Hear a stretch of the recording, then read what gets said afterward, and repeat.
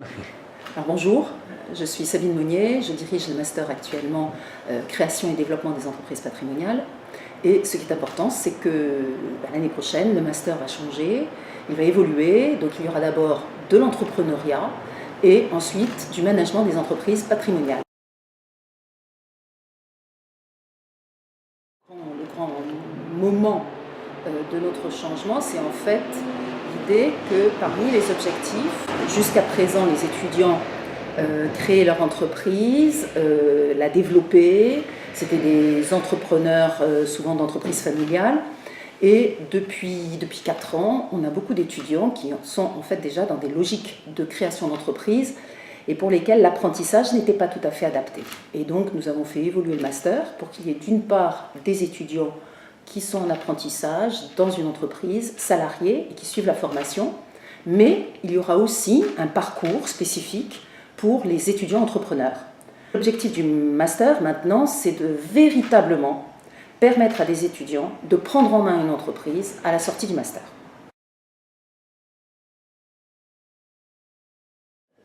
D'abord, c'est un master de la Sorbonne, donc c'est important, de l'école de management de la Sorbonne. Donc, premier mot-clé. Deuxième mot-clé, l'apprentissage, donc des étudiants salariés. Et troisième mot-clé, le nouveau entrepreneuriat. Nous aurons des étudiants entrepreneurs. Il y a un entretien, enfin un dossier à présenter, un entretien. Et donc, il y aura les deux parcours. Pour le parcours classique de l'apprentissage, il faut que les étudiants montrent, comment dire, aient une certaine maturité. Il faut savoir que l'année en apprentissage est une année très dure, très très dure. Et les étudiants en ce moment-là fatiguent. Le mois de mars, c'est terrible. Ils sont vraiment fatigués. Parce que dans les entreprises, ils ont pris en main leur mission et ils sont salariés, donc on les considère comme de vrais salariés. Donc ils travaillent beaucoup.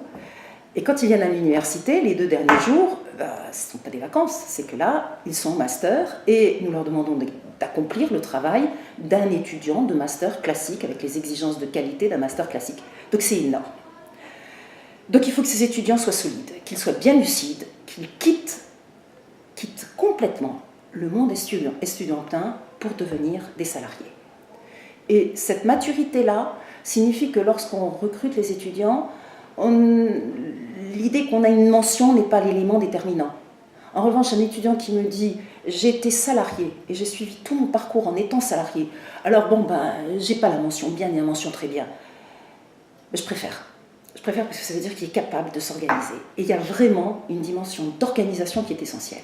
Alors ça, c'est le premier parcours, j'ai envie de dire le parcours traditionnel. Dans le même temps, il faut que l'étudiant présente un contrat d'apprentissage. Alors soit il a déjà des promesses d'une entreprise, soit une fois qu'on l'a retenu, nous l'accompagnons pour trouver un contrat d'apprentissage auprès des entreprises partenaires du master. Premier parcours. Deuxième parcours, le nouveau parcours de l'étudiant entrepreneur. Alors là, pendant l'audition, comment on va retenir les candidats? En fonction de leur projet. Alors attention, hein, le projet, c'est pas n'importe quoi. Il faut que ce soit un projet déjà construit, car l'idée est que pendant que les étudiants seront en apprentissage les 3 premiers jours de la semaine, les étudiants entrepreneurs, pendant les 3 premiers jours de la semaine, travaillent sur leur projet et sont suivis par un parrain. Ils seront notés. Et un étudiant qui n'a pas un projet sérieux ne pourra pas aboutir. Et donc ça, c'est un point important dans la sélection. Il y a beaucoup d'études de cas, beaucoup de travaux collectifs. Il y a un travail collectif à faire de recherche qui aboutit à des entretiens, des petits déjeuners du master. Donc on fait beaucoup de travailler le collectif, car en entreprise, il faut savoir travailler en groupe. Et il peut y avoir des conflits, et on gère les conflits pendant le groupe, dans le master. Oui, il y a des études de cas, de finance, de différentes matières. Matières fondamentales, ce sont toutes les matières nécessaires pour être un bon manager en entreprise. Donc il y a de la finance, il y a du commercial, il y a du juridique, il y a des ressources humaines, il y a, je suis économiste, donc bien sûr, il y a un cours d'environnement économique. Il faut connaître, il faut savoir quelles sont les politiques économiques qui peuvent influencer ou poser problème à l'entreprise.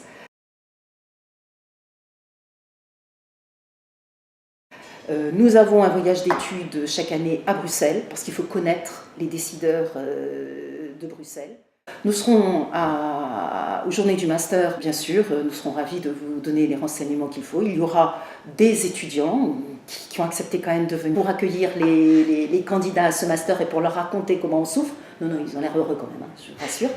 Et puis je serai là et ma collègue Delila Alam sera aussi présente pour vous renseigner, pour vous expliquer et répondre à toutes vos questions. À samedi!